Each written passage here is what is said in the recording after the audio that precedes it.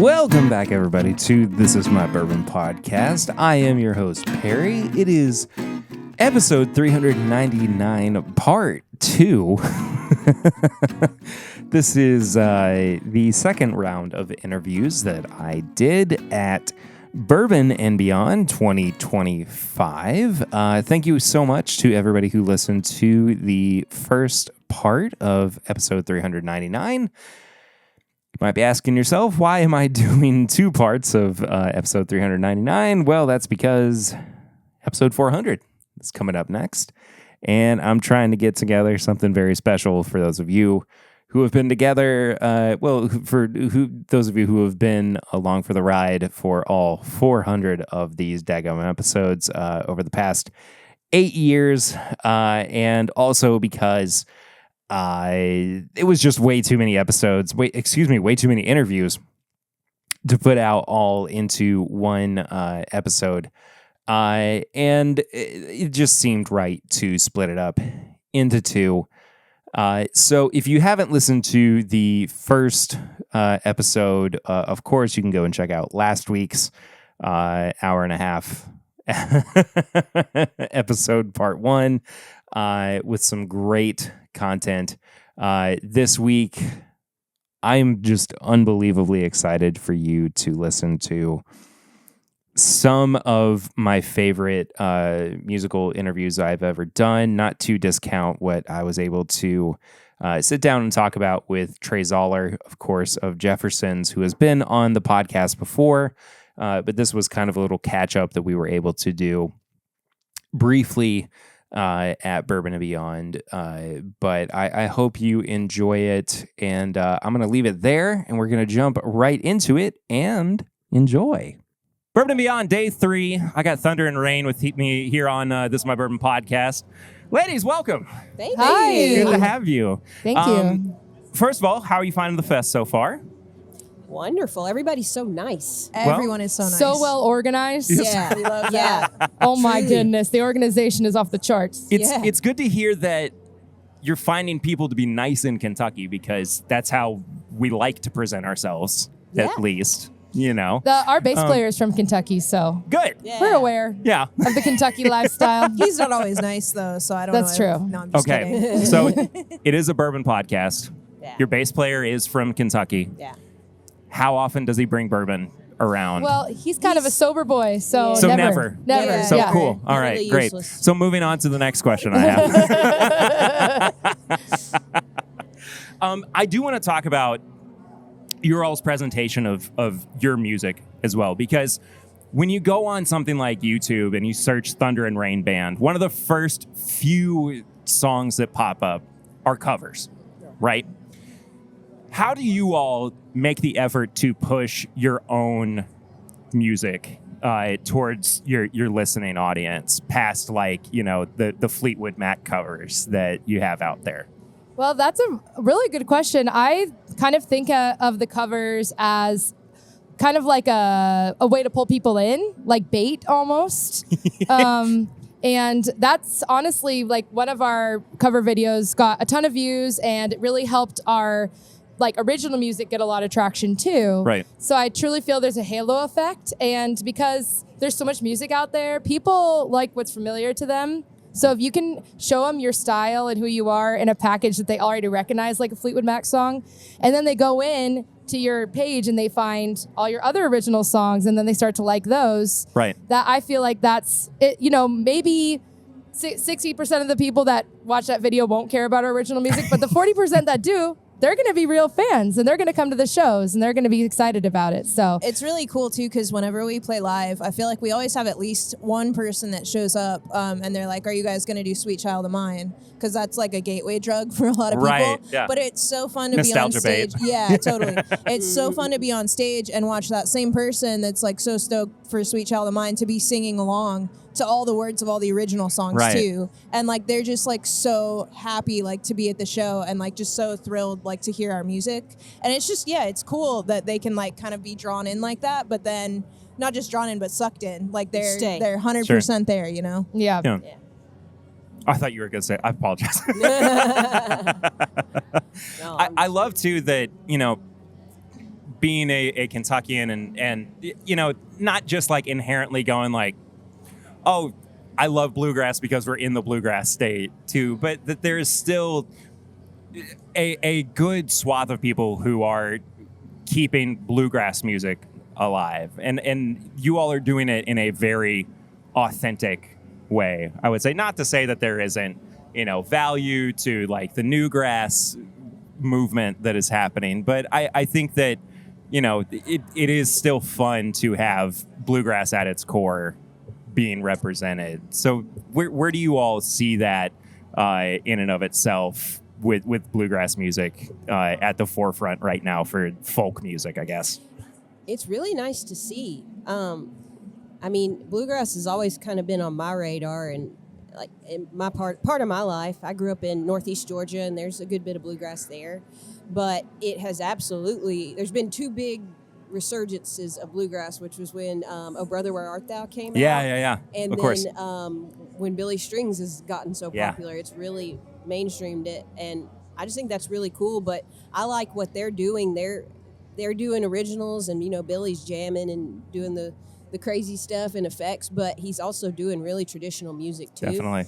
And I really appreciate all the artists that are doing that, and we're trying to do that too. We've got originals, but we always add in traditional bluegrass covers, some traditional like old country, like Loretta Lynn and stuff like that. So we're trying to just keep the stuff alive as much as possible.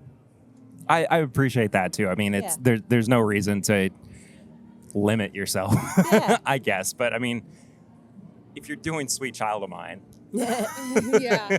Yeah. why should you stop, you know, at Loretta Lynn, I guess? Yeah.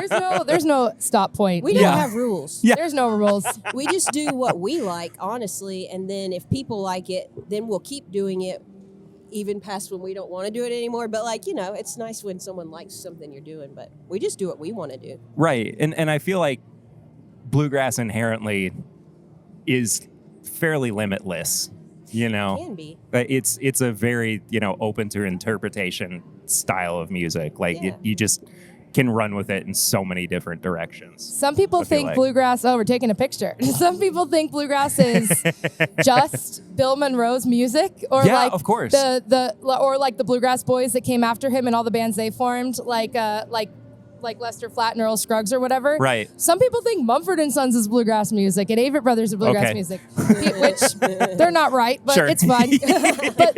but what like Mumford and Avett Brothers did like early on in the band was that had more people hire us because they're like, oh, you remind me of the Avett Brothers. I love bluegrass, which Right. we're like, Okay. whatever it Sure. whatever it takes, Yeah. you know. I think what I love most about being a bluegrass band is we can play any type of music we want, but the setup is to me what's the most appealing. I love being a string band. There's so much freedom in a string band. It's easy. We can bring our stuff. You know, we walked all our stuff to our stage. Just like we don't have Yeah. anything. All the music we make is just with our strings on these wooden boxes or metal if you're Laura. But I think that setup is such a fun way to make music. And anytime I've played with drums, Right. I'm honestly like, why is the drummer here? And no offense to drummers. I'm very sorry, drummers. A lot of you are amazing. But I personally don't want to play with a drummer. I just want to drive bluegrass with my band. But you can replicate percussion with Yeah. That's any the whole stringed point. instrument. Yeah, all the Yeah. all the sonic layers are there, and you can play with them in really, really fun ways, which is why it's fun to cover songs bluegrass style, quote unquote, like "Sweet Child of Mine" or "Dreams" by Fleetwood Mac, because you can Yeah. cover these parts traditionally done with anything, a synth, an electric guitar, but do it with a fiddle or a banjo, and it suddenly takes on this whole new life. And that's why a bluegrass cover can hit so much harder than just like a rock band covering "Dreams," which I'm sure is awesome too, but it's just like, whoa, this is the same, but so different sonically. And I think that's what's really exciting about it. I've had so much fun talking to artists this weekend about the way that they are pushing music into different directions. You know, like I was talking with the guys from Yachtly Crew earlier too about like, yes, they're playing yacht rock, but they're introducing like a harder rock emphasis into the covers that they do too. And it's just so much fun to realize that, I don't know, maybe people are getting bored with the same old styles of music and they just want to elevate the songs that we've always heard, into new realms. But it's just great to, continue to see music evolve, even if, there are songs that we've heard 100 times before. Yeah. Yeah. Like music's not, it's not done evolving. No, it's think. kind of like great drinks, right? Because you like bourbon. This Yes. is a bourbon podcast. Yeah. Or great food, right? Like What a fusion, segue. fusion food. Yes. You can there used to be only Mexican or Korean. Now there's Yeah. Korean Mexican. Why not combine them? There used to be like bourbon only used to be made in this certain way. Now we can make it in all these other ways to elevate different textures, patterns of the taste or whatever. Exactly. I'm actually not a huge bourbon drinker. You have to talk to Laura about bourbon. I do like bourbon. But Yeah. I just think like everything in modern day is mixed up. We're all getting more mixed. We're all getting more like hybrid in a sense. Absolutely. And so why wouldn't music follow the same thing? And who doesn't love a fusion of all kinds, The melting pot Exactly. or whatever. Yeah, exactly. All right, Laura, Okay. Uh-oh. what kind of bourbon are you drinking? Okay. I feel like I'll be embarrassed, but because I don't know a lot of really good brands, I'll just be like, It's okay. Give me a bourbon. But I mean, Knob Creek is really good. Okay, so I used to work for a summer. I worked in Grand Teton National Park, and I worked in a housekeeping crew at a snap. resort. And people would check out but leave their alcohol in there. And Yeah, one yeah. time I got an unopened bottle of Knob Creek, and that was my first time to ever have it. But I was like, "Ooh, what a little treat!" I love Knob. Knob That's the Creek first is time I had Knob genuinely Creek. one of my favorite bourbons of Okay, good. all time. Okay, good. I know something. Not even joking. Okay, good. Right on. What else should I try to find while I'm here today? Ooh. I have to think real quick about all the places that are I bet here. a lot. I know I've had Angel's Envy. It's really good. Bullet? Bullet's pretty good. Okay. Yeah. There is a tent for a brand called Penelope Okay. that is Haven't heard of quite that. good. Okay. Four Roses, Yep. definitely check out. Okay. I think I'm just going to wind up naming everything that's here. Rabbit Hole, I would definitely recommend. Ooh. Thanks for talking bourbon with me for a little bit, as Yeah. well as music. That's so Absolutely. cool. Glad to. That's what I want to talk about here. Yeah. Thunder and Rain, thank you all so much. This has been a Thank lot of you. fun. Thank you so much for having us. Of course, Yeah. I hope you have a great rest of your festival. Yes. Where can people check you out as well on socials and Yes, you elsewhere? can visit our website, thunderandrainmusic.com, for our show dates and information about us and to buy some of our merchandise if you want to. There you go. And we have Instagram, Thunder and Rain _band. We're on Facebook, YouTube, but make sure you type in Thunder and Rain Band or else you might get some meditation music, which is lovely while you're drinking your bourbon at night. But Love we want to wake your ass up. You can also I'd listen to recycle bluegrass that joke. while you're, drinking bourbon. Exactly. So And if perfect. any of your bourbon people want to sponsor us, I can become a bourbon person. Okay, I just need the right brand to make me a bourbon girl. Let's It's go. not difficult. It's Yeah, not difficult. I don't think it will be very difficult. All right. Cheers, y'all. Thank you so much. Cheers. Thank Bye. you. Trey Zoeller sitting with me on day 3 of This Is My Bourbon podcast. Trey, it is good to have you back on the show. I had you in, I want to say 2018. It might have been 2019. I don't remember. You were kind enough to welcome me into your home. You know what? That's what bourbon's all about, right? Yeah.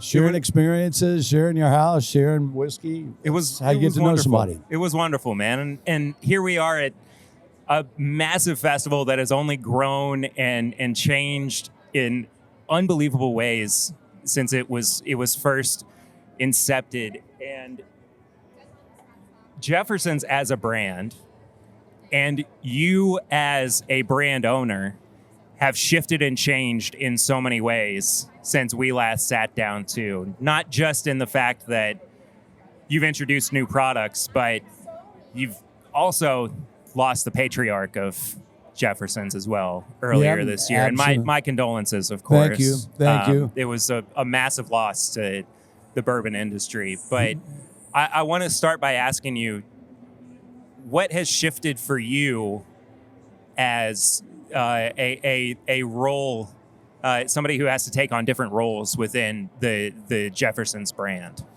So really, it wasn't the loss of my father, which was huge because he was so instrumental, and I think everything that I've done with Jefferson's, because I was able to look at all the research and the history that he put together, and it's really looking historically back on how whiskey proliferated in Kentucky and how it evolved, that I was able to kind of put that into what we were doing to push whiskey in different directions. So what's really changed since we last sat down is that Pernod Ricard acquired us in 2020. Right. So it went, I have a much bigger pocketbook to spend from, which is awfully nice. Right. I've got to deal with corporate legal, which is Less not nice. so nice. Yeah. So you got the good and the bad, but it balances out. But it's a different role, and it allows me to a lot more freedom. When you don't have to sit over the details and worry about payroll and things of that nature, can really concentrate on what excites me and what I think I can do to make better whiskey. Well, you were talking about earlier on the whiskey royalty panel, which, as we were walking over here too, you made the comment of, well, that's for somebody else to decide of whether or not you're worthy of whiskey royalty. And, I'm not even going to decide that for you because I'm a dumb guy with a podcast, right? But you created this product in honor of your grandmother, correct? Correct. Which might not have been able to happen without the freedom to just sit down and go, well, what can I do? Right? Yeah, absolutely. So, and when you said I created this product, he was referring to Marion McLean, and it was actually my 8th generation grandmother. And I'll tell you about that in just a second. But yeah, please. It was even my grandmother that was probably even more inspirational for me. I grew up in Kentucky and I drank bourbon just like everyone else. And if you went into my grandmother's house, and my grandmother was, we used to call her kick-ass granny, redneck granny. She ran bowling alleys. She was the first president of the KBA, not the Kentucky Bourbon Association, rather the Kentucky Bowlers Association. Yeah. First woman president, that is. But when you went to her house, she didn't ask you what you want to drink. It's how do you take your bourbon. Nice. So, that was inspirational to me. Because being a Kentuckian, that's just what we did. It was moving outside of Kentucky to 6 different places. And I realized that people didn't drink bourbon. They didn't know bourbon. And that's when the idea of getting in the bourbon industry really started to percolate. But, to my dad being the historian, he was doing genealogy research. He found that my 8th generation grandmother, after her husband was killed during the Revolutionary War, turned to making whiskey to support her 5 kids and got arrested for that. Right. So that arrest record makes her the first documented woman in the American whiskey business, which is pretty cool. So we made a tribute brand to her. And it was really not only a tribute to her, but kind of a tribute to what we've been doing for the last 28 years, which is we started as blenders. And this is blending 5 very different bourbons together and trying to harmoniously make them work together, yet still showcasing each individual aspect of what that bourbon is, which is very difficult in blending. Right. And as we've done 40 different products, 37 of which we do more than distill it, age it, cut it to proof, and bottle it. So we're manipulating it in one shape or form, typically in the maturation process. And that's what's most interesting to me. There's so much generational wealth in Jefferson's. Not necessarily from a monetary standpoint, but I mean, surely there is, but from a familial history, right? Your father created it. You've inherited the entire, brand. It's now something that you're in control of, right?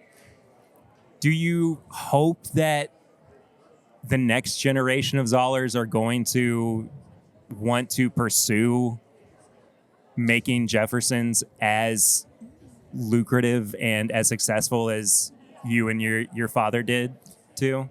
Well, I'd hope so. So actually, my dad and I started it together, and he was Right. on the brand Apologies, for about sorry. 2-3 years before he went into a different direction. He helped me, especially on the legal side, and helped develop the brand and the formula and the name. Jefferson was definitely, he was a big historian and Yes. very much looked up to him. But then he went in the direction of writing books and really digging into the history. And that's what really got him excited. But I've got 2 kids, one of which is named, I'm actually Chester the Third, which is an awful name. And I said I'd never do that to my kid. But I think my dad and my grandfather, which such special people, I decided to go ahead and lay that moniker on my son. So I've got 20-year-old twins, Chet and Alex, my daughter, who I don't want to put any pressure on them, but would I Sure. like them to be in the business? Absolutely. Of course. It was the best thing that's come out of the 28 years of Jefferson's is the 27 years that my dad and I had the same passion. And we were able to travel all over the U.S., all over the world together. One of the last things that we did was travel to Singapore together. Actually, one of the very last things we did was get inducted to the Bourbon Hall of Fame together. Right. And to have those memories and to have that connection is better than anything else that I've done in bourbon. And if I would be lucky enough to have my kids to be able to join me in this pursuit, then it would be, not to put pressure on them, but maybe a dream come true. We won't let them hear this Right, until they're, right, until they're ready, if they're ready at all. Well, of course. I'll tell you, they are working on a product right now. As I said, they're 20 years old. They would like to be able to launch it when they're 21, which I think would be pretty damn cool. That's really cool. I think, I don't know if you've told that to anybody yet, but Yeah, I don't know if I have. We'll try to keep that. Might be an exclusive, but that's pretty exciting for sure. So let's talk about the makeup of the bourbon that you have here as well. It's 102 proof, I can see. But I also know that there's quite a bit of blending that went into it with different finishings, right? Correct. As well. Correct. So I'm not sure if this is version 1 or 2, which have come out 2 years after each other. And the goal is to release this every other year. So again, 5 different components. In the first one, I'll tell you what was in the first one. This may or may not be it as I look at it. But we had a base of a 13-year-old, very unique minty bourbon that really had a dominant flavor. Right. To kind of counterbalance that, the next bourbon that I wanted to put in there is one of my favorites, which is our Jefferson's Old Rum Cask Finish, which finished in Old Gosling's Family Reserve rum barrels, which held bourbon for 4 years and rum for 20 years. I wanted to put our base of Jefferson's Reserve as a 12-year-old in there as well. And to get a little bit more mouthfeel still, I took a 10-year-old that was distilled in a pot still. So gave it a great oily, heavy finish. And then to bring out some sweetness in it, I double-barreled a wheated bourbon. The first barreling was at 125 proof, second was at 86 proof. And Wow. it just screamed with this cinnamon toast crunch flavor Yeah. that really comes out and is apparent in that whiskey. And I think they really come together extremely well. And I think we achieved our goal, which was to make the whole better than the parts. Right. What's interesting to me about this too, I mean, what somebody might not have picked up on is that this sounds like it's a technically 4-grain bourbon. Technically it Too. is. Yeah. Absolutely. It's a 4-grain. You Yeah. got it. So is that something that just kind of happened along the way? It is. Essentially. It wasn't. It didn't set out to be a 4-grain. You'll see some more about that and some releases that we have coming up. Interesting. And to me, I sat in a podcast not too long ago, and it was called the OG of blenders. We've been blending for 25 years. Right. It wasn't sexy to talk about blending back then. People associated it with blended Scotch whiskey. I think now people certainly understand the art of the blend, and it's something that we should have been beating our chest about for a long time, but we haven't. Right. So with our recent release of our Jefferson's Mary and McLean and our new Jefferson's Triple Rye, we're really putting in some great products, great whiskey together that really comes around. I want to turn to as well a product that I have been a big fan of that is not on the table, but really I think showcases what you all do extremely well as blenders, and that's the limited cast strength that's just come out. The 130 proof. The 130, that's pretty unique, and I'll tell you, it was almost an accident. So we use our Jefferson's 8-year-old base. So that's the base of a blend of 4 different products. It's about 65-70% of the total. Gotcha. And our Jefferson's Ocean and our Jefferson's Pritchard Hill, Twin Oak, that's what I use, and then finish it one way or the other. So we dumped those barrels, put it in the tank, and it sat there for, I think, 3 years. And just from timing on releasing things, we kept pushing it off. And most people don't think that much happens once you dump it out of the barrel. And I was one of those people. Right. But the whiskey that came out of that is considerably different than the whiskey that we dumped initially. Absolutely. And it really allowed the molecules to come together in a way that was very unique. And the tasting note that I get most out of that product, which 8-year-old 130 proof, I would have never guessed, is creamy. For sure. It's creamy. Absolutely. Screams with cherry, cola. It's like a creamy cherry Coke. Definitely. It's delicious. I got into it after a fishing trip to Wyoming a couple weeks ago. And I'd had a glass or two here. And I got into it for the first time after being on the water for 7 hours. I was reminded it was 130 proof. Because it doesn't drink like 130 proof. It absolutely does not. And I'll be honest with you. I really hope that it's not just a limited release. I hope that we see a bit more of it in the future. You got it. I think with the success of it, we'll do it again, but it's going to take a little while. Sure. Understandable. Yeah, for sure. We don't have them sitting in tankers. Trey, I will let you go. Thank you so much for sitting down with me. This has been a lot of fun. I appreciate it. Let's do it again. Let's not wait 6 years to do it. Or definitely not. Or longer. Cheers, Trey. Thank you. Take care. Folks, I got to be honest with you. I'm way too excited to be sitting down with Gooseberry. This is a genuine feeling that I'm having. Well, thank you.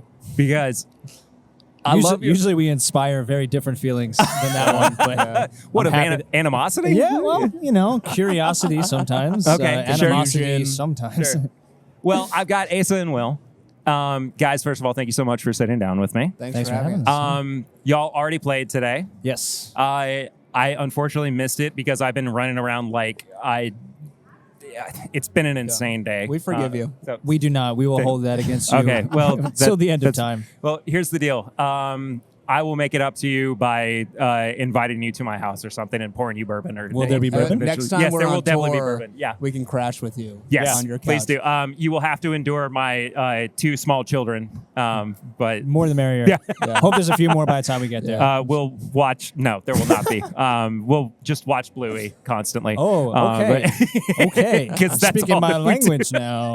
I didn't realize we were getting crazy on this tour. First of all, I have to ask, how was your all set today? I think it was pretty freaking good. I don't know if I can curse on this podcast. Jesus. Wow.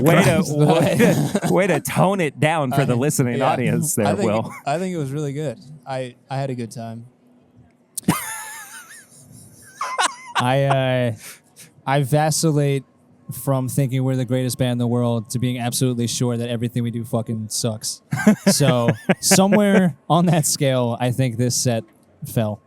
Well, so I had not heard of you guys leading up to Bourbon and Beyond. And I always go through this phase of like, I'm going to listen to these bands and, they put out the official Bourbon and Beyond playlist. Yeah. And then it hit Gooseberry. I was like, these guys are really, really sick. Thank you. started like grooving and just getting into this like super heavy pocket feel where I was like, every now and then I hear a band where I'm like, why have I not heard of you all before? Or like, why have I not been able to find this part of like my brain that needed to be scratched before? And you all kind of fell into that for me. We're the back scratcher of brands. You know, we just reach all those hard to reach places. That's right. That's absolutely right. And TM trademark. Yeah, that's the Back Scratcher band tagline for your next album. Yeah, might just call it the Back Scratcher album. But you have such a unique like middle ground between like you hit this like kind of R&B, this like soul, little bit of like kind of jam bandy music too, but not really going so far into it that you're like losing people.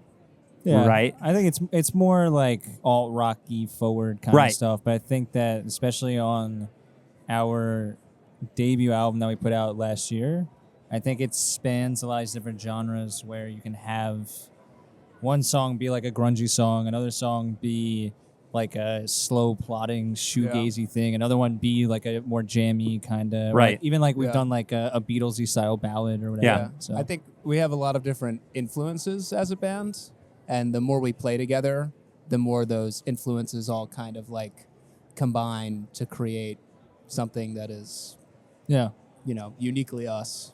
Hope so. But you can still hear, if you really listen, you can still pick out all the different little things that are being put into it. Yeah. That's my favorite thing too about songwriting is trying to like elevate and articulate a bunch of those different little parts of your influences too. Like I grew up being like a Stevie Ray Vaughan guitar player. Love Stevie Ray Vaughan. You know? Big influence. But yeah, and then, you know, listening more and more to like people like Amos Lee. Also very cool. It was like, well, how do I square those circles? Yeah. Amos Lee's great. I've seen him a few times. Beautiful voice. I'm trying to get him on the podcast. Yeah. He's friends of mine have a band called Balin. Called what? Called Balin. Okay. Balin. And they did a song with Amos Lee. Really? Which is one of the many reasons I envy them. Yeah. As people and musicians. So talk to about, and this has been a fun point of interest for me with talking with artists this weekend. Talk a little bit about trying to put your best foot forward with your set list at something like Bourbon and Beyond, because you know you only got 30 minutes or so, right? How do you put those tunes out for people to really make sure that they're listening to the best that you have? We play a different set every night. That's what I was going to say. I think is like the most important thing. So beautiful. Like, I think there is like that jam ethos of wanting every night to be unique. So like, it's not like we had, the same set that we were drilling the last 2 weeks to then be able to do this. Right. And so when I think about like introducing ourselves to a brand new audience, particularly a large audience like this festival, there are some songs I know we're going to play. Like we had like from the last album, some of our bigger songs are like Kiki On, Dying to Meet You. Like I know we're going to play those because like people know them. We just played and people were singing them in the crowd, and that's awesome. But like at the same time, I do want to ensure that we're playing stuff that we think feels fresh and feels good. Yeah. And that we're introducing them to. So it's not just they're going to get like they're not just getting the hits. Yeah. If we have those. It keeps the audience on their toes. Like if people come to see us a lot, they're always going to get something new. But also like it keeps us on our toes. Yeah. Because there's always one song in this set that you're like, oh shit, we haven't played that in like a month. And now we're going to, even though we've been playing shows the entire time, we just haven't hit that song yet. And now it's tonight, and you kind of have to like go for it. And that makes everything exciting. And right. Yeah. Makes it fresh for both the audience and for us. Yeah. And so I don't know if we've actually answered your question, but the way that I think about this set for a festival like this is you only got 30 minutes. It's going to be upbeat and loud, which is what we do well. It's going to have some of the stuff that makes you dance, and have some of the stuff that makes you just kind of rock your head back and forth. Right. And it's hopefully going to showcase the range of musicality that we have, even though there's only 3 of us up there on stage, no tracks or anything. It's just some dudes playing some songs. And it's going to make people want to listen to your music I think after so. they leave, too. I hope so. You I hope that they got something out of it. We obviously have had an amazing experience thus far, so Yeah. we're having a good time, and I hope I hope that translates to them. Are you looking to drink bourbon afterwards, too? Absolutely. I am. Yeah. Yes. Short answer, yes. Asa is. Will, how are you feeling about that? I'll drink some bourbon. I definitely don't drink as much bourbon as Asa does. I don't know what the difference is between like bourbon and other brown liquors. Okay. There's Yeah. maybe your Here we go, podcast here we go, audience here we is about go, to here we come out to me right now. Yeah. Maybe this is the educational part We're of the getting- podcast. We're getting ready. We're getting ready. Asa sometimes shows me different bourbons, and I like them a lot. Yeah. All right. Well, I was with, because I came yesterday ahead of time to try and like scope out the festival Yeah. because this thing is so large and unwieldy. I was terrified that Yeah. like we'd get here and I'd have no idea what was going on. So I got here yesterday, and Danny Wimmer was kind enough to have us in his little like backyard Yeah, yeah, area. yeah. So I was chatting with him a bit, and I assume this will come out after this has happened. But It will, yes. my goal Yeah. is for later today. I got him to promise that he would share with me a special small batch whiskey that he has that he's kept on the grounds in a barrel that was started the first year of the festival. So Wow. that's the goal for tonight. Mythical. I am also curious about this, but I don't We'll want to. we'll do I a don't want to impose. follow-up pod. Yeah. You're more than welcome to come back on the show later again. We can actually. I'll be wobbling my way over. Yeah. Right. Guys, thank you so much for sitting down for a little bit. It's been a Thanks lot for of fun, having us. just genuinely to meet you. And I hope that more people follow up with you guys. Social media, where can people find you? Gooseberry Band. That's typically best spot for Instagram and all the others. Easy. We're somewhere. Somewhere along the way. Gooseberry's a bit of an odd name, isn't it? Yeah. So Easy In to it. find. Thank you, guys. Appreciate Thank it. you so Thank much. you. Good to be Cheers. Still hanging out here. Day 3, Bourbon and Beyond. Britt Taylor, Adam Chaffins. This is my Bourbon Podcast. Thank you all so much for sitting down with me. I want to hit on something real quick that I noticed while I was doing research. You're from Hindman, Kentucky. Yeah. My old co-host is from Hindman, Kentucky. Wait, who's your who? His name is Eric Smith. Wait, okay. I'm pretty sure I know Eric Smith. Now I need to see a picture. I will show you a picture. Are there like 4 Eric Smiths? I know that Probably. it's a pretty generic name, but I just But was he a Knott County Central feller or a June Buchanan? I don't know if I know Eric Smith or not. And it's been a while I mean that's what he Since I looks like, lived. you know. in Knott County. Now. Well, that is wild. Yeah. So we used to do a live show for the podcast in Lexington at a Clarion hotel. They had, ballroom and everything. And the first year that we did it was over Memorial Day weekend. And then the ballroom right next to us was the Hindman, Kentucky, city reunion. That is so funny. Not like The whole town. the whole town, not like a high school, like the whole town. And Eric and his wife were like, they know Gran, like his grandmother. And went up, started talking to him and everything. And sure enough, I mean, just the funniest, smallest world. It's funny that they had to go all the way to Lexington I know, it's Yeah. crazy, I right? to have a know. group function. Wow. Anyway, had to just touch on that for a second. But first of all, thank you so much for sitting down with me. Thanks for y'all. having us. Yeah. Of course, you're from Kentucky. It's good to have Kentucky representation at Bourbon and Beyond.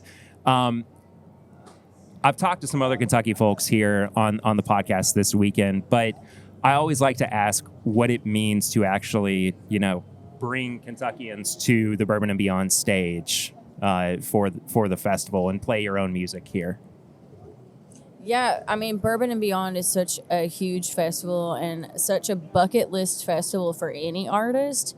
But for somebody from Kentucky, it's a really big bucket list festival. And this year it's been extra special for me because I am pregnant. Yes. I'm almost 8 months pregnant and feeling my little baby kick in my belly against my guitar while I'm playing like the coolest festival ever. It just feels like the most outlaw thing that I could possibly do as a woman. And I got my husband on stage with me too. So it's really special. Yeah.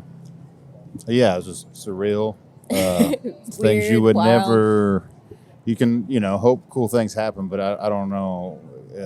Just, really unique moments. I mean, a lot of people,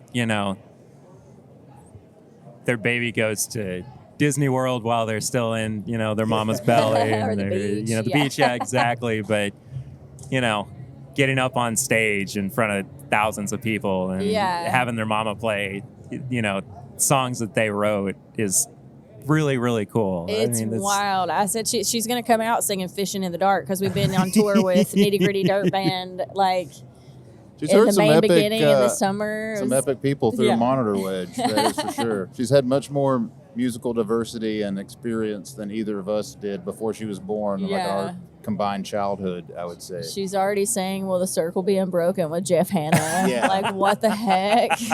She's going to come out singing Fishing in the Dark.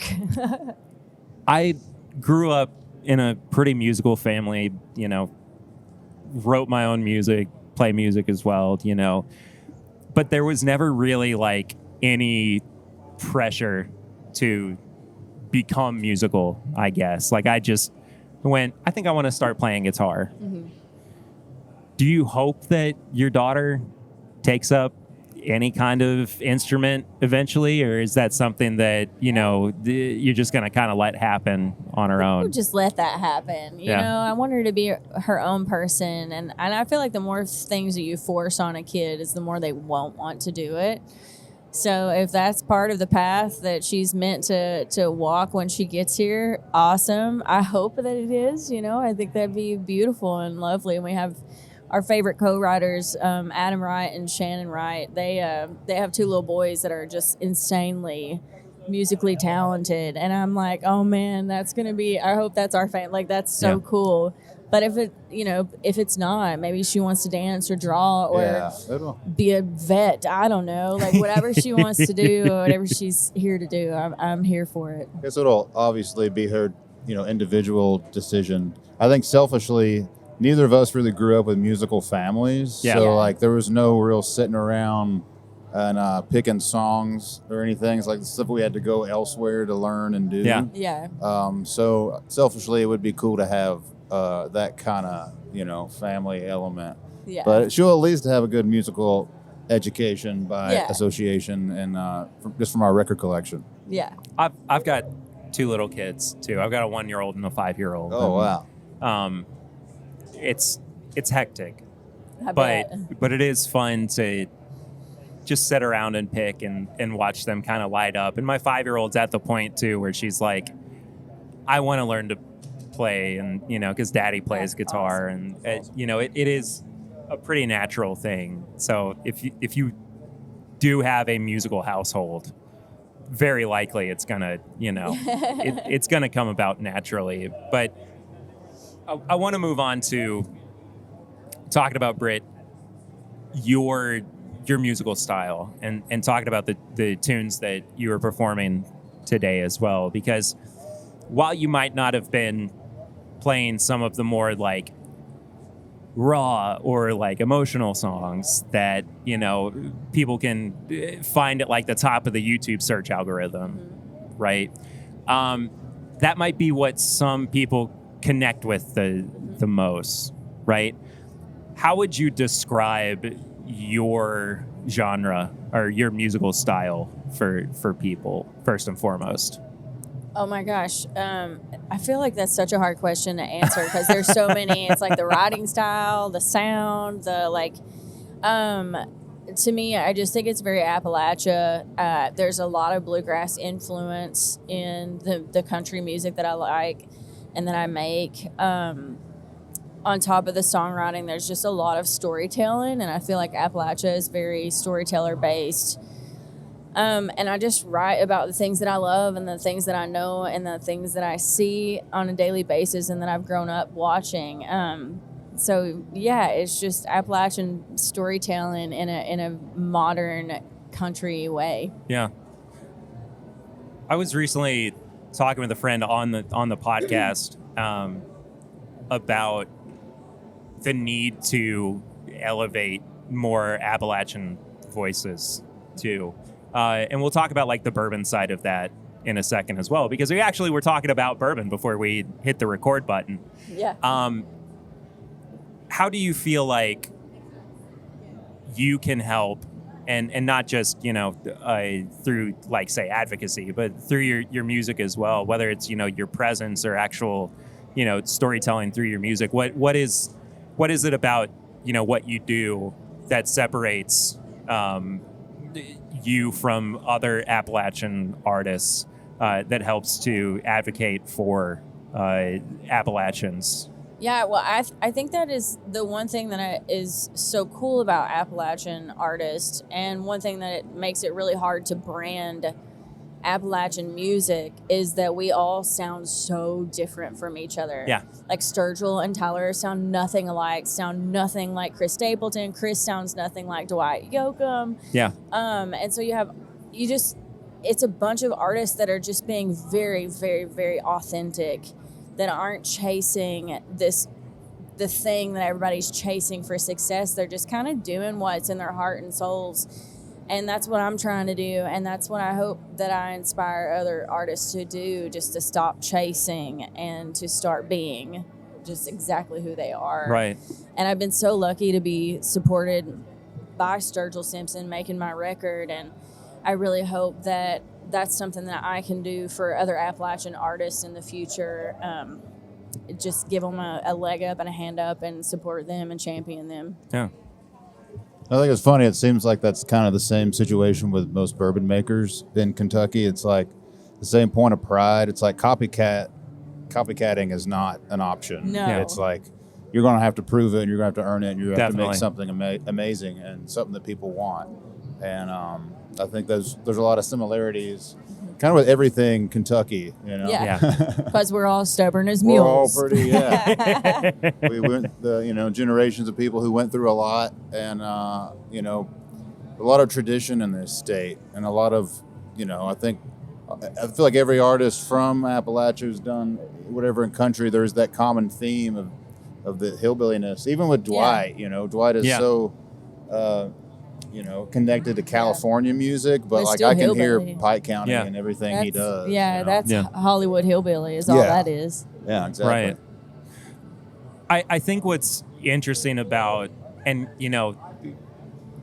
a big point of conversation that we got into about like bourbon making or the bourbon industry too was like, trying to elevate communities or trying to elevate people in the industry through like, unionizing or whatever, but also just trying to realize that the people who are creating bourbon are the actual people. It's not always just like going and pressing a button and, like they're cleaning stills, they're actually operating the bottling line, they're tasting everything to make sure that what goes into the bottle is of the utmost quality too, right? And I mean, like, we've never met each other before, but we sat down and we had an immediate connection over whiskey, which is great, whether that's because we're Kentuckians or not. And, Probably, Probably. but or not. Yes, and Yeah. Well, bourbon is a craft, much like songwriting or recording a song. You have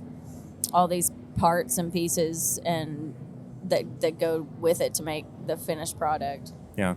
And it's something that I think we need to try to emphasize a lot more too, that, it's not just the master distillers. It's not just, the people who, hundreds of years ago, built these recipes or whatever. You know, there's still people today trying to make it for us. Oh yeah, and it's the same thing. I mean, the age and the maturity of the bourbon is like the whole shtick of it, you know. Right. And it's kind of it's the same thing with music. It just takes a while to. Yeah. All good things have been kind of refined and aged before released, and our favorite things are all things that were refined and aged and seasoned well before consumption. There was some distillery, some brand that was using the tagline like honoring tradition, embracing the future or something like that, and I feel like that's just what music is about right now too, especially in like the country field or like the bluegrass field. Like, even though I was talking with Thunder and Rain earlier, who really, you know, are honoring a lot of just traditional bluegrass music, but that's not, you know, negating what like newgrass is now, like the Billy Strings of the world, or, you know, that kind of genre, because you can have both. I mean, that's why we have different mash bills of bourbon. That's why we have different proofs and different, you know, finishing processes and everything too. Like it, you know, we can do all things and elevate. The funny thing about bluegrass to me always is that it's like seen as this ancient, old-timey thing, but bluegrass and specifically is not that old. Right. Like, it goes back with rock and roll and just like any recorded music and jazz. It's the same. You know, it kind of just came from this thing and then kept going. And I mean, like, newgrass was a phrase in the late 70s, 80s, and like whatever it is now is beyond newgrass. It's a different connection that all has the same resonance and the same thing that Bill Monroe put together forever ago. Yeah. It's easy for things to just take a life of their own too. I think they should. Yeah. Oh, you absolutely. For sure. Yeah. Anyway, this has been a fun little conversation. Yeah. I'm just glad to have you all sit down for a bit. For having us. Thanks for I having hope it's us. been a nice, you know, kind of mental break from thinking about being pregnant too for a little bit. But Adam, you also have an album out right now too. I want to ask you both where people can find your all's music, where they can find you on social media, all that good stuff, all the nitty gritty of it. Well, I'll say you can find Britt Taylor at BrittTaylor.com. Britt Taylor Music. BrittTaylorMusic.com. I screwed up the plug. I missed out on the Britt Taylor. You can find Britt Taylor's music everywhere. Yeah. Spotify, Apple, all the things. At Britt Taylor Music on TikTok, Instagram, Facebook. And on all those things, you can probably find Adam Chaffins too. If you find one of us, you look a little bit, you'll find the other one. Wait, do you have Adam Chaffins music or Adam Chaffins? No, I'm just Adam Chaffins. I got in there quick. You got, There's not a lot of other Adam Chaffins out there putting out music, turns out. I might have the market on that. Yeah. There you go. Thank you all so much. Appreciate it. Thanks Cheers. for having us. Fourth and final day of Bourbon and Beyond. I am very happy to be sitting down with Bourbon Revival. They are a string band quartet that won the Battle of the Strings Band competition. Got him a spot on the 2025 lineup here at the festival. According to the write-up that I was given before you guys sat down with me, it says that you blend traditional bluegrass with rock, pop, and country music, performing under their motto, plugged in vibes, unplugged sound, 100 proof, excuse me. Guys, it's very good to have you here on the show. Great to be here, man. Yeah, Great. absolutely. First of all, you're local, right? Yeah, we're based out of Louisville. Yeah, okay. Well, I'm from Lexington, so we're all pretty Nice. close and everything. But it's important to me, first and foremost, that we talk about the name Bourbon Revival. All right. You want to explain that one? That would be Matt. So how that started, back when the band was formed, we didn't have a name, so we actually went to a local pizza establishment, Tony Boombas, Okay. and we sat down and we wrote down a bunch of names, and we actually just like handed this list to one of the waitresses, and said, "Can you go around and run a poll?" And that was the name that was the most voted for. That is That's so how we did it. funny.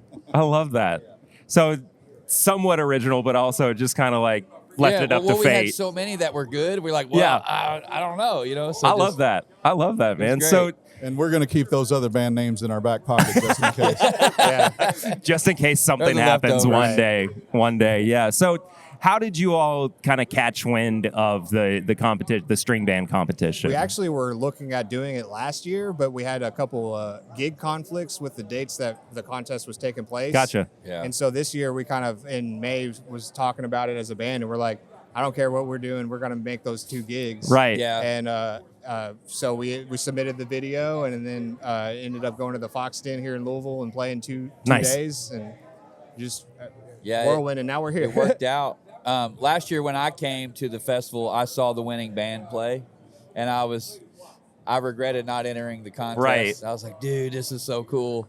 I didn't think we'd win, but I still had a lot of high hopes. I mean, honestly, I'm trying to be humble. Of course. Because it's overwhelming, really. But we all believed in ourselves. And Absolutely. We decided this year we're going to do it regardless, and we're glad we did. Here we are. When you say the video, did you have to compile something different? Did you have to record a brand new Yeah. video, or did you? Yeah. Okay. They wanted like a 4-minute video of the band just playing stuff, so we just like cut up we recorded at a show in Cincinnati. Gotcha. And then just cut up 4 minutes, 4 hours into 4 minutes was pretty difficult, but Yeah. And we were worried. We were stressing. We're like, are they going to accept it? Is it Yeah. going to be good enough? Yeah, for sure. Right. For You know, sure. so- It was all of our worst material all at once. Well, a funny story about the contest is on the second day, they kind of like, after the first day, they kind of like told us like, we love, because we do a lot of the covers, rock and pop covers. They're like, hey, you need to find something, unknown or original, and you guys it's going to be good. And so Nate ended up writing a song, and me and him worked together and actually wrote a song for the second day of the contest. And, Nice. It's actually going to be coming out in the next week or two. Very on nice. Spotify and everything. It's called Bourbon Beyond, It's My Blues Away. Yeah. So I love it. We're playing it almost for the first time tonight. We've been playing it around the past couple weeks, but it's going to be. Yeah, we're excited. We're excited about it. Our first original as a band. That's super cool. Yeah, Yeah. because I was gonna ask about,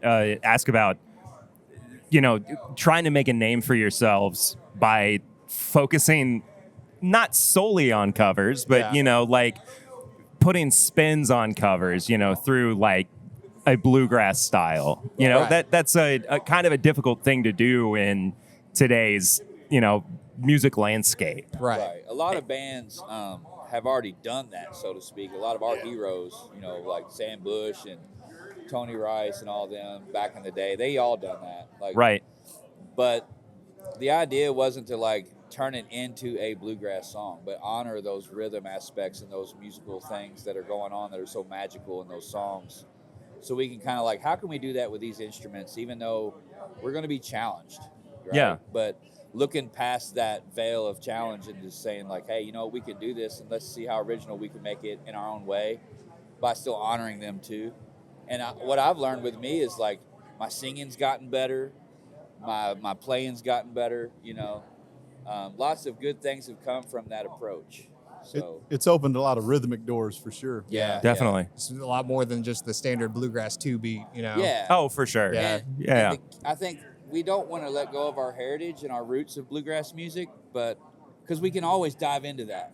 But the idea is like, how long can we go before we like, Right. Well, I found do that. at our shows when we play the covers, it gets people locked into us. But then we'll play like a traditional bluegrass song, and people go crazy over that. For sure. And so it's like it's almost like doing a service to those traditional ones and being like, Right. just showing people what that's Absolutely. all about. Yeah.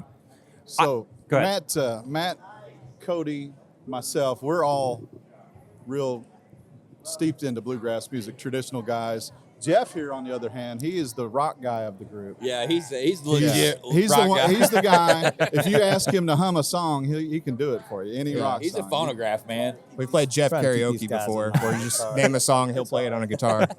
It's hard being Jeff, isn't it? That's right. That's right. That's what happens when you're the bass player sometimes. That's right. Well, he's a former drummer too, so it helps us to have him in our pocket because He keeps us in the pocket. Yeah, he dials us in There like, you hey, go. guys, this is how this goes. You know, this is a little too fast. It's a little too slow. Or this is that part that you may not be listening. It's there, but it may not have caught your attention, but it's there, you know. Right. And it's so cool when his mind unfolds like that. It's like, oh, like, dude. Yeah. Yeah, I'm going to keep them in their pocket tonight. Whether we like it or not. Yeah. I'm going to be louder than they are, so they got to follow me.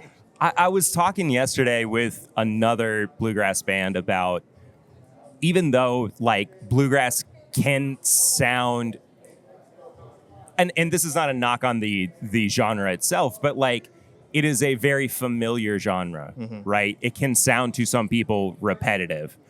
I don't think that's true. I think it gives, freedom when you are interpreting songs from other genres, because when you strip it of something like a drum kit, you're trying to replace the rhythm section with other instruments as well. Right. And that's the challenge. Right. Yeah. So we always call Nate here is our mandolin player. We call him Mr. Snare Drum most of the time. He's Absolutely. Just, all Whack. he is snare drum. Just whack, whack, So whack. you got the really strong forearms. Yes. Oh, wait till he plays tremolo. It's all day. It's all day.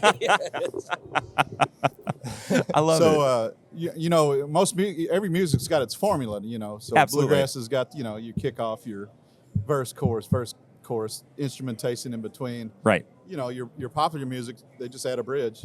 Yeah. And then there you got it. Right. So we just try to use those formulas from these other songs with our instruments. Yeah. Kind of, especially when we're writing our own songs, it's not the bluegrass formula. Right. But it's a bluegrass tempo. Exactly. With the bluegrass kind of words and all that. Yeah. Stuff. A bluegrass feel for sure, but adding that like a bridge in there or something to throw you off a little bit and come back into it, I think it's important.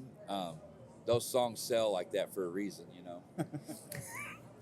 Sell is a fun word to throw in there. Well, it's easy listening. How's that? It's easy to listen to that. Right. Well, okay. Let's touch on that for a second too, because yes, there is some like pomp and circumstance around you guys having won this competition, but you're still relatively unknown. Coming to Bourbon and Beyond, you have to do something pretty spectacular in terms of selling yourselves in a 30-minute set, right? So what are you all doing with your 4:00 show today to sell yourselves to an audience that probably doesn't know you all that well? We were thinking of just some spoken poetry would be. Were you going to be in like for the whole half hour? Would be the good. Borat swimsuit too? I want to clap. Everyone just snaps. Yeah, that's cool. Yeah. Awesome. No, That's going to go over super well at a bourbon festival where it's 95 degrees. We and spent the past couple of weeks trying to narrow down because we've got. We're used to playing 4-hour-long gigs. Right, and yeah. just trying to find all the gems to play with that 30-minute set. Yeah. And we timed it out, and we have to literally like one song right after another another, and that's what we're going to try to do: keep the energy up and really feed off of this opportunity to play in front of this many people, and really like. And we want to deliver put it all out there. what we're being known for or trying to become known for, and also give a little bit of that bluegrass too. You know, like really go hardcore on some grass. Those some of the songs that we've converted that people like, that we've already, some of our songs we've put out for download if you get a chance, and then an original. We're going to throw an original in there. We're going to play ours to close out the show, and we're excited to see how the crowd reacts to our new song. That. So no spoilers. No spoilers. Jeff, thoughts? I'm just glad to be a part of it. It's I love all the microphones. I want all the microphones. He wanted all the microphones. All the microphones. Jeff's just happy to be here. This band has a lot of potential, and I think it's an avenue that like you said, there's not everybody goes down, but I think it's going to be really exciting to see what we come up with. For sure. The next recording session or the definitely. Throughout the next couple of years. Yeah, that's what's most exciting for me is what's going to happen after this. Is, sure. Hopefully this kind of will trampoline us to the next level. Well, guys, it's crazy how fast 2 hours flies by. I know, right? And, it just feels like 15 minutes. World's fastest podcast. Yeah. Play it on 2 times speed. Where can people find you all? Social media. Where What's can our they find website? your music and everything? BourbonRevivalBand.com. Perfect. Yeah, And I'm I sure tried they to can find repeat all that the multiple times. Yeah. BourbonRevivalBand.com. BourbonRevivalBand.com. BourbonRevivalBand.com. No, there we you can go. see. We've updated our site. We got some photos of us on there. We've got New merch. access to merch and Sweet. downloads for our material that we've recorded and put out, And our then- tour schedule. and our tour. Awesome. schedule, And of yeah. course, you can get to all the socials from there. Yeah. Perfect. Well, Cool, man. drink some bourbon, listen to Bourbon Revival. Hope you guys have a great show today. Thank you. Cheers. you so Thanks for much. being here. It's been a Appreciate blast. you all. It's been a real honor. Take care. This is an absolute treat. This is an interview I've been waiting for genuinely the entire weekend. The Gin Blossoms, sitting down with a band that I've been listening to since I was growing up in the 90s. I'm not trying to make you guys feel old. I apologize, but it is an absolute pleasure to have you all sitting down with me Thank this you, afternoon. Thank you very much. Nice to meet you. Nice to meet and you you all can as well. compliment us all you want. Go for it. Well, I'll talk about something that is near and dear to my heart, first of all. The first time I got to see you guys was in Lexington, Kentucky, which is where I'm from, at the Christ the King Oktoberfest a couple years ago, which was kind of a whirlwind of an experience because it didn't feel like a Gin Blossoms show so much as it was you guys just happened to be there performing for... That's likely. performing for Lexington, Kentucky.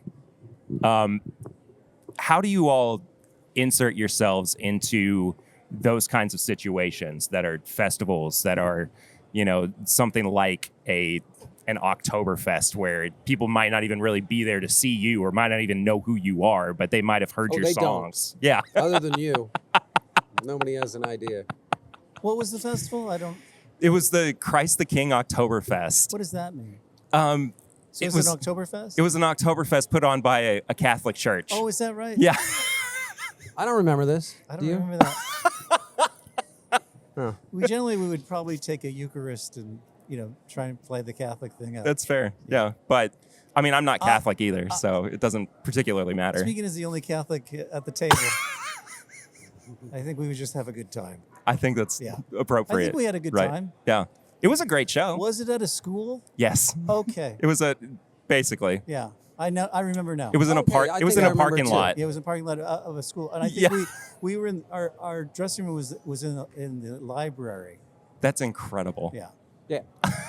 That's a major change from Rupp Arena or.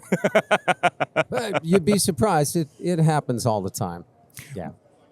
When you all have been around for as long as you have, coming back to like a festival setting like this and seeing people screaming the words of your songs that have been around for 30 years, does it still hit home as hard as it did when those songs were first out? It's different, Yeah. It's not the same as when you're young. It's a real appreciation still, but it doesn't get old. It feels really valuable. Sure. It's very nostalgic for me too. Just, being able to hear that music and know that it's still being played by the guys, that they're still around and It amazes us too. It is, like Jesse says, it has value. It's really special. It's so rare that a band can stay together. Right. And, for us, we're just kind of, in some ways on autopilot. We know the songs. We get up there. We try to make sure that everybody's in a decent mood. Everybody's equipment is working right. And we just plug in and play. We don't really overthink it. When it first happens, it's surprising.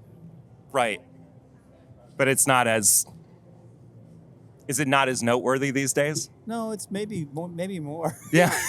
in some ways, I mean, we're so grateful to still be able to do it. But there's nothing like the first time you come through a town with a hit record, right? And you've never been there before, and the club is packed, and your song is on the radio, and people don't even know what you look like, right? And you get up on stage, and they're they're curious. You know, how are they going to move? What are they going to sound like live?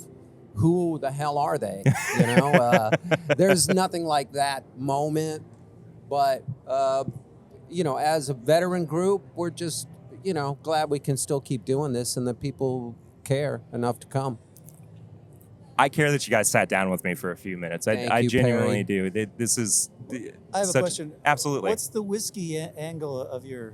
Is your podcast Well, about whiskey? It is typically about whiskey. Let's talk about whiskey. You want to talk about whiskey? Yes, Okay, sure. Well, it is called This Is My Bourbon Podcast. When I come to festivals, I talk about music, you know. But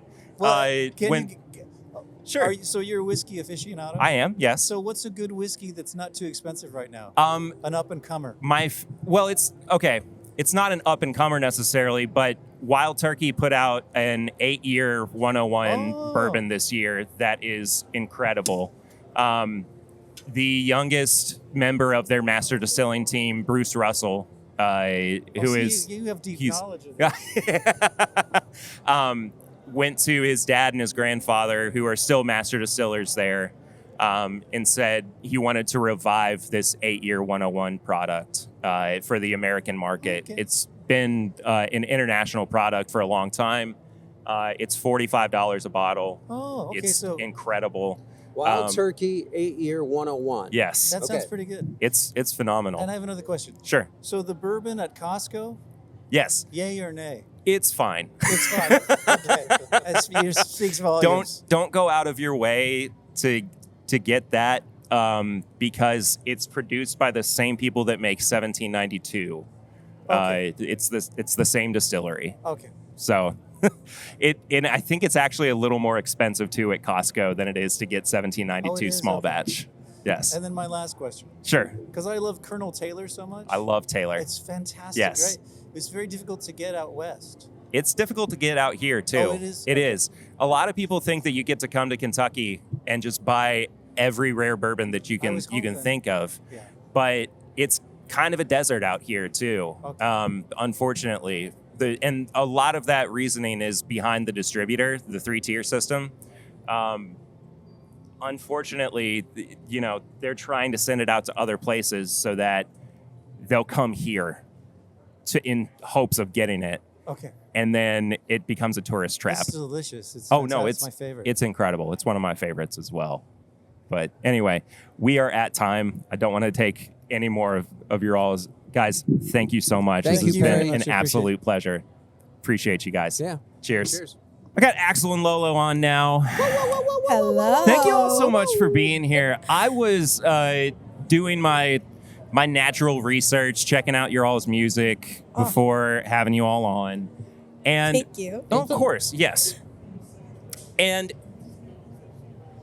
I just so easily fell into the comfort of 2 acoustic guitars, harmonies that are so beautifully layered, and getting that vibe of like, more people need to hear you all. Oh, so thank you. Let me start out by saying, if you have not heard Axel and Lolo, please go and listen to them because, oh my goodness, I absolutely adore what you all are doing. Oh, you're so sweet. Thank you. Thank you for listening. It is, of course, and it is I'm from Kentucky.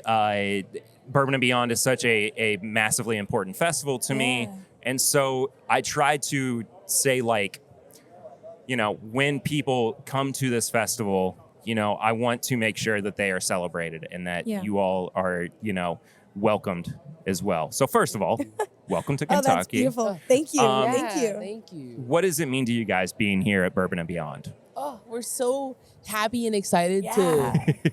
I mean, all our crazy. songs. Yeah, all our songs are like, we try to write to, I don't know, to help people through the messages that have helped us. Sure. You know? They're very therapeutic for us, and in turn, we hope they are for our listeners. Yeah. And we definitely write music to help us get through something, whatever that is, whether it's personal or the world or whatever. Right. So it feels good to So spread. it feels special to perform for a new crowd because we've been in Boston for many years now, and this is our first time in Kentucky at all. Yeah. And so, saw so many new faces and met so many new people. Yeah. It's been really beautiful. That's So awesome. awesome. Yeah. Yeah. I've had a great time here. I'm glad. I had Yeah. the best fried chicken I've ever had. Yes. Oh, did you get it from Gus's? No, Is that in Morning Fork. We went to brunch. Oh, And he got like yeah. a chicken okay. and waffle And it was, situation. it was honestly like Fire. the Gotcha. best fried chicken I mean, I've ever had. look. Shout out to Tammy, our server. Oh yeah, shout out to Nice. Amy. She There you rocked. go. It's look, KFC. It's not the best fried chicken. No. Like No. I even believe as Kentucky Fried Chicken. Yeah. We barely like we kind of like the Colonel. We like him enough, Yeah. but whatever. That's not the most important thing about Kentucky. And the fried chicken is what it is. It's fast food fried chicken. Who cares? We care way more about the bourbon and the Okay. horses and whatnot. Of love- course. Anyway, that's not what we're talking about. Yeah. We're talking about Charles' music for right now. So I also want to touch on your all's submissions for Tiny Desk concerts because Oh, I yeah. love the production of that. Thank you. One of my favorites too is just whomever is holding up the literal tiny desk in front of the camera because it just made me laugh Yeah, yeah. immediately, but also it's just like I can see the humor and like just trying to catch somebody's attention Yeah. to get your music in front of, NPR or whomever that's, trying to make that assessment to get you there. Yeah. Right. Yeah. What's some of the feedback that you had during that process? Yeah. I think we are so silly, Yes. and We are. and we went to the dollar store and we saw a little tiny desk. We didn't even mean to A literal tiny find that. desk. We were like, oh my god, Right. Yeah, yeah. this is perfect. Yeah. Yeah. So it was just like perfect for our Yeah. personalities, and I think, like through our entire project too, we've often talked about how like, let's never ever sacrifice our silliness. Yeah. Like I think it's very easy to take yourself too seriously For sure. when you start to, work with a big band and a crew Yeah, yeah. and all that. Like, but at the end of the day, we're all just having fun Yeah. making music, and the music is important and fulfilling and beautiful to us. But we still are having fun. You know? Well- and so we want that to be like, that's why for those videos, we want that to be like one of the first things you notice. Right. That's what it feels like when we're performing. I like that. It feels like a friend group Yes, just totally. playing, and I think Totally. we try to incorporate Totally. that. Yeah. And I mean, like, when you see a song with the title Sofia Vergara, you're like, Yeah. what is going to happen Yeah, here? Like, exactly. is it just like a love letter Yeah. or what? And then you get into it and it's just this like cozy, like peaceful, song. And it's like, oh no, these people are just like enjoying life and Yeah. enjoying making music with, and that Yeah. the title is almost like a secondary part Yes, to it and totally. everything, and there's something about that like cleverness to it that I think will help people, get in on the ground floor. Thank you. For Thank sure. you. Thank So you. That's yeah, so of kind. I love course. Sofia yeah. Vergara. We wrote it. We Yeah. wrote it while watching. Do you know the show Griselda? I think so. Maybe it's I don't like- know. It's a Netflix series she was in. Like, Yeah. Oh, last gotcha. years ago. Gotcha. But she plays a really fierce ass role. Yeah. Nice. Uh-huh. And it's a very sophisticated, serious role.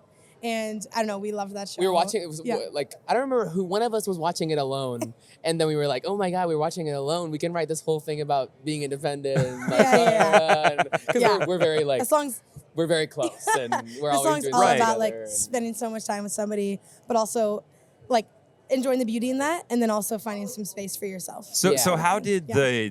the duo actually start? Because we jumped basically like right into the meat of it all, and I apologize No, no. because that's just kind of how these interviews go for me anymore. We both went to Berkeley, so we Yeah. met in the Nice. dorms. Yeah, we were on the same And- floor, like two Very doors cool. down. Yeah, and then we the way we really became a band was we started singing with our friend, shout out Cole Smith, Yes. Nice. in the stairwell, and when we saw the video that we had taken, we realized like we couldn't tell who was singing the harmony Yeah. between us two and who was Yeah, singing we like lost the, our own the main parts. part. That's crazy. I was like, oh, I thought I was singing that, and so we literally couldn't tell each other's voices apart, and we were like, okay, This is All right. awesome. this might be something special. Makes we sense. should keep trying. And also like For sure.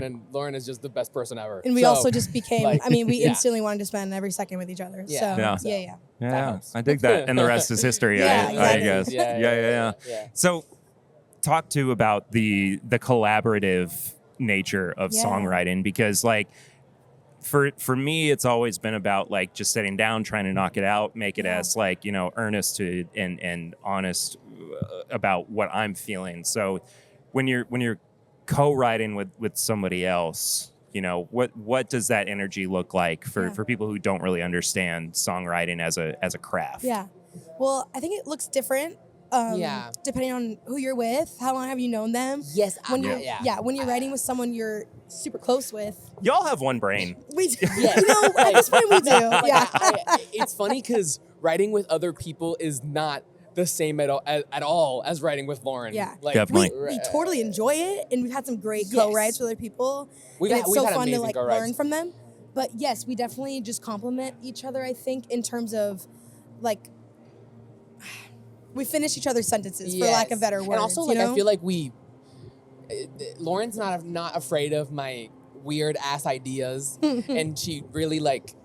Sometimes when I throw something crazy at her, she like helps me like mold it into something like, gorgeous. And then also she like has such a creative, beautiful mind. Well, and, Axel's got this theater kid background, right? Like It's very so huge. improv-y and thinks in these most like spectacular, abstract ways. Right. And I started school as an English major. I kind of started as like really a writer, and so I see it.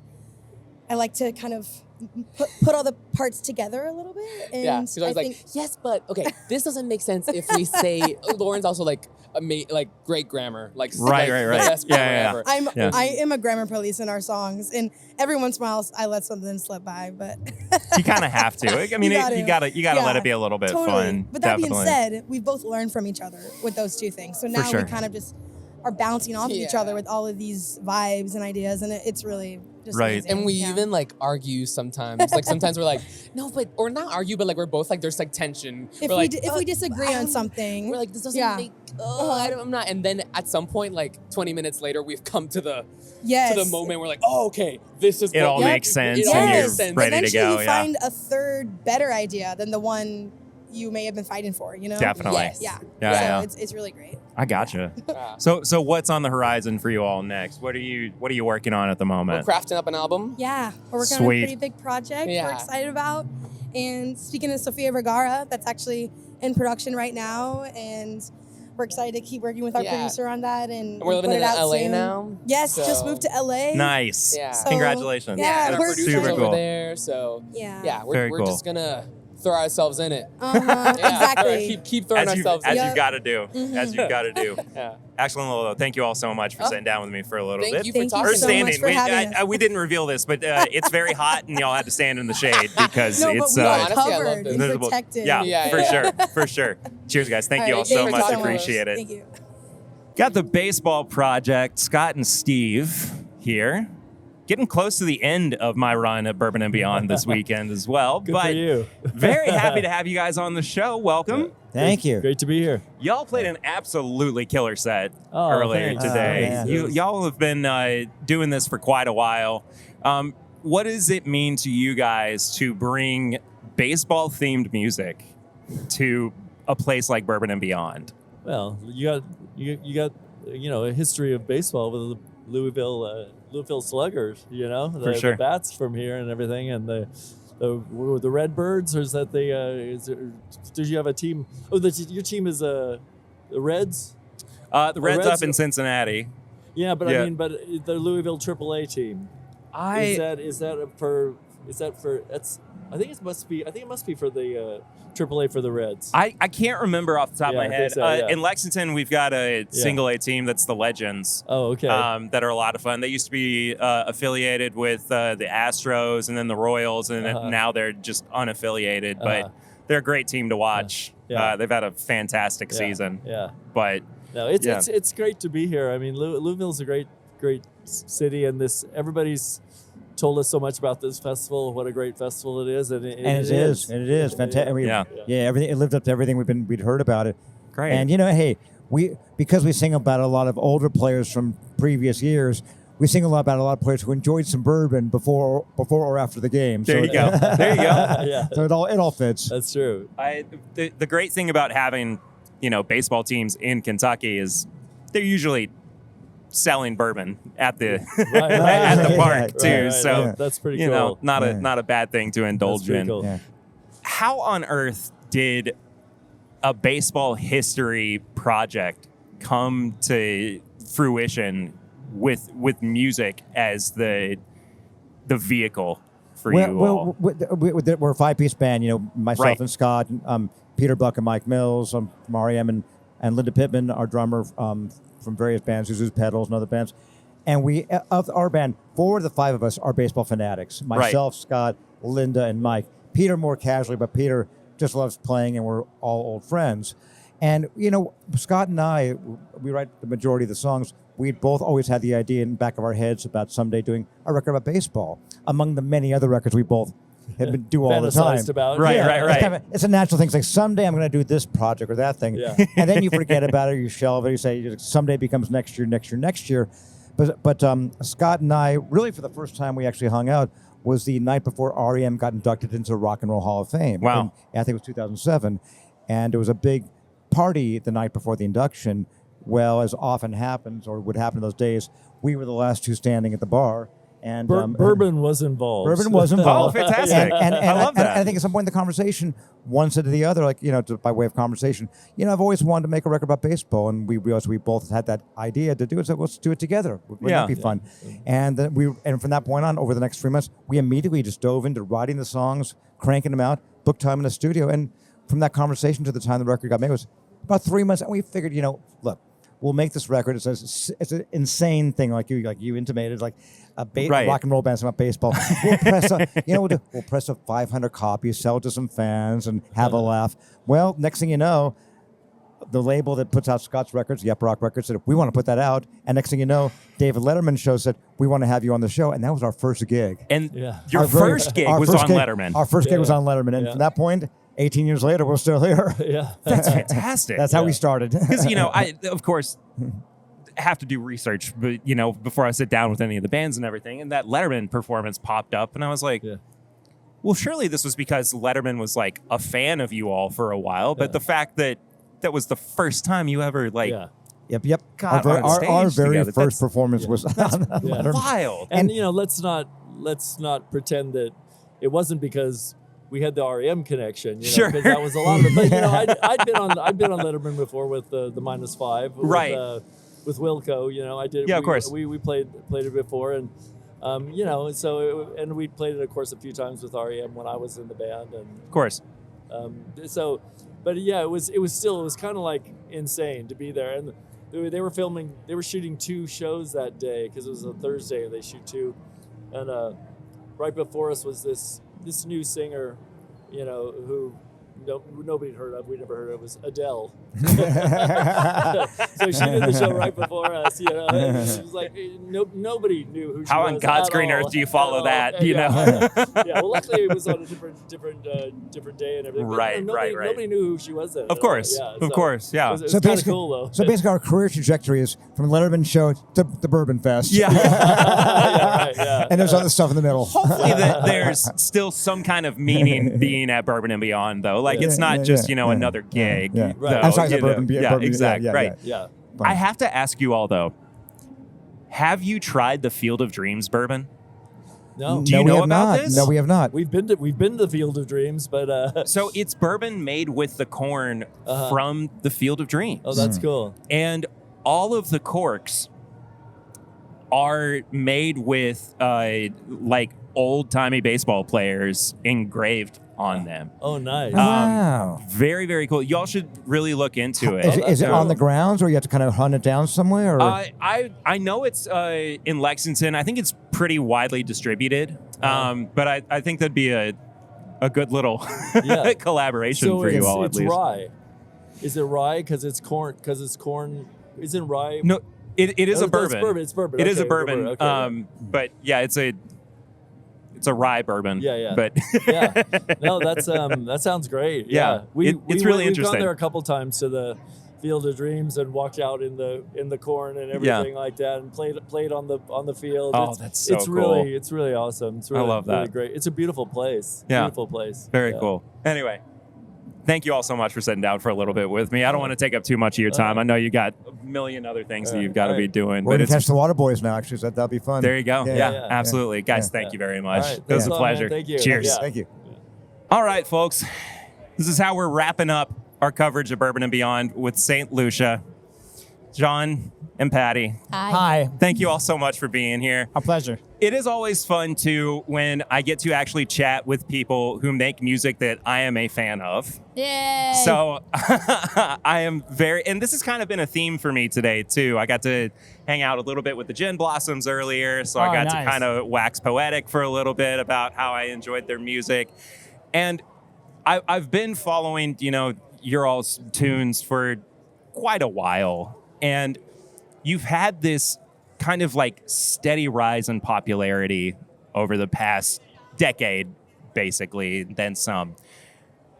What does it look like for you all to come to a place like Bourbon and Beyond? You're from overseas, play these songs for maybe some fans, of course, but also for people who might just have no idea who you all are. They might have heard you on, the Sirius XM alternative channels, or, friends have been like, oh, you've got to check out this band. This is one of my favorite bands. You've never heard them before. But coming to Bourbon and Beyond in Kentucky, what's that look like for you all? Well, for us, in a way, playing festivals is like the best thing, because one of the hardest things in this day and age is breaking through the noise, Absolutely. and just like posting on social media, like whether you're like releasing a record and it's on streaming, it's just very hard to break through like all the stuff that's there. But but because we have a show that we love and that I think we put on a good live show. What's so great about a festival is exactly what you just said. You're playing for people who know your music, but then a lot of people who don't. And so I think it's the best way to convert people who don't know who you are into fans, potentially. I'm sure some people will think you suck, but but it's the best chance you have of reaching across the divide, Right. Yeah, and there's something so magical about a festival, no matter where it is. You know what I mean? Worldwide, you get a bunch of people together that love music, and you get to connect with them. That, like, as cliche and corny as it may sound, that is literally what makes it so magical and special, Well, and I was talking with Dean, whom you all just talked with earlier, too, about our musical tastes. And he was saying that, back in the day, back in the 80s, he'd go see a metal show on Friday nights. And then on Saturdays, he was going to see the Grateful Dead. Yeah. And I think, too, that, you come to Bourbon and Beyond where you're getting country one day, you're getting 90s nostalgia the next. And then, you also got alt-rock bands like you all, who are bringing something that people might never have been exposed to at all and converting them into new fans for sure. And, it's just the chance to be exposed to something entirely, out of their wheelhouse for sure. I want to ask you all, too, about being a couple and playing music together as well. Now, Don't do it. We're about to get divorced, actually. Oh, God, I'm so sorry. Because, my wife and I, we work really well as a team. We also have kids, but I know how hard it is when you're trying to build IKEA furniture. Oh, right? I love it. Well, okay, great. She's crazy. Yeah, but no one is there to help me. Sure. This is how you have to do it. But when, I'm there to help you. What are you talking yeah, about? like one screw. Fuck. We put loads of stuff together. But this is your livelihood, right? This is what, everything lives and dies by, St. Lucia. But I think this is what, if we were in it for something else, we would not be in it. But it's just, we've chosen this path and for a reason. And it's kind of a very truthful path and a very, emotional path. Yeah. But life is like that, and I think Of we course. get to live our life day by day by this, you Right. know. And I think I'd rather do this than sit somewhere where I wouldn't enjoy it. So, No, but we just, I feel like, Patty and I are very lucky that we found each other because we both see the world in a very similar way Of and course. have very similar values. And Yeah. I think that the path we've taken in life has taken us down this road. We've chosen it partially, it's chosen us partially. And the people we've brought into our team, into the band, into, our management, whatever, we've just developed really good relationships with them, and we just believe in surrounding yourself with people that you love and Of things course. that you love, and I think that we're I don't know what it is. It's just we just feel very lucky because we love our band, we love the people, we really we're just so excited to play shows because we get to hang out with our best friends. you Right. know? That And- might have been after kids, though, I feel. I think once you have kids, everything else becomes extremely easy. Like the things that you thought like they were Ooh, tough okay. on the road, and then once you have kids, you're like, oh, No, I it's, was like, it's, like the, bothered. it's like the kids part is hard, I but was it gonna frames say, yeah. everything else. No, as but- he's oh, like yeah. things that Oh, would sorry. annoy you I in the was- I was past. gonna say, like, did you all I should figure have something out that bourbon I while I'm haven't saying yet? this.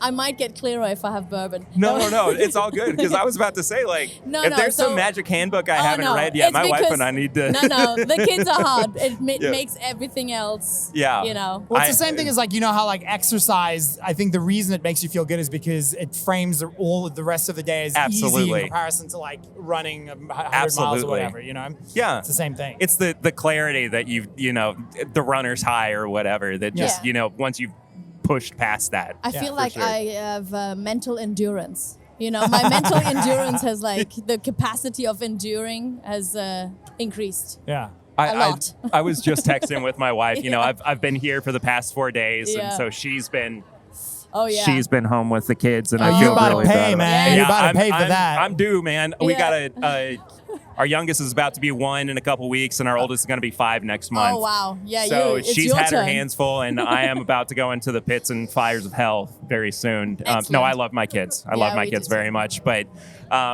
she texted me and was like, "Yeah, I'm going to be drinking a lot of bourbon tonight when when you get home." And I was like, "That is completely fair. I totally understand it." But I was talking with, and I'm also a musician. Like, I know how hard it is to like put bourbon to playing music and, you know, drinking and playing music together and all that as well.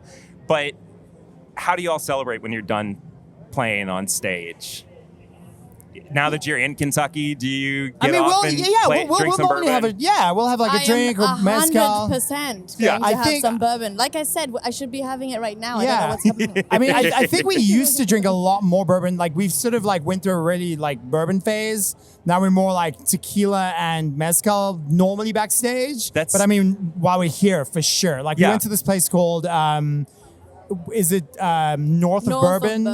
Great North- restaurant I think in North of Bourbon, town yeah, I think last that's night. right. And we all had like bourbon. You know what I mean? So Yeah. like, of course, when in Rome. It's We will fantastic. definitely be having bourbon. Yeah, absolutely. You should. Yeah. I always have to. I mean, like I said, I'm from Kentucky. I have to be like kind of the little, you know, bourbon advocate, the little, Yes, you know. your duty. Yeah, I have to do Yeah. it. I have to encourage people to do it. Yeah, dude, for of sure. course. But I just want to say I appreciate you all being here and rounding out the end of Bourbon Beyond for me. I unfortunately will miss your all set later, but I But you again got I to have go to go. to the I have to go kids. home. Tell your I wife have to come with the kids. Our kids are here too. Now he's we have thinking to- about it. No, I'll tell you off air. But I genuinely love your all's music. I have to just kind of gush a little bit about it, and it's been so fun to just, you know, get the chance to talk to you all and say thank you for everything that you have done and Oh, the man. joy that you have brought to me. That's so sweet of you to in, say. in my Thank you. life as well. And I can't wait to see what's next for you all. Appreciate too. it, man. But Thank you. Thank you. cheers, guys. Thank you. Cheers. Well, folks, that does it for Bourbon and Beyond 2025. My thanks to Danny Wimmer Presents for letting me come and cover this year. My thanks to Lemonade PR for all their help. My thanks to Ashton Magnuson Media for all their help. As always, this was a crazy year that if you want to hear more about my thoughts on it, head to the patreon.com/mybourbonpodcast from the $5 and up tier. That's where I get into some of the nitty gritty with Chad, my daily bourbon, on how I felt about some of the finer details of this year's festival. I won't go into it too much here. I also talked about it on my live stream from this past week. So there's plenty of ways to listen to it, to check it out. But overall, I was very fortunate to be there, and I hope to come back next year in some capacity. Not sure exactly what just yet. But we will figure it out. Until then, though, I just gonna say thank you, and we're gonna get out of here. I'll see you real soon next week, episode 400. I cannot believe it. Oh my goodness. Thank you for everything. I love you so much. Until then, I'm Perry, and this is my Bourbon Podcast.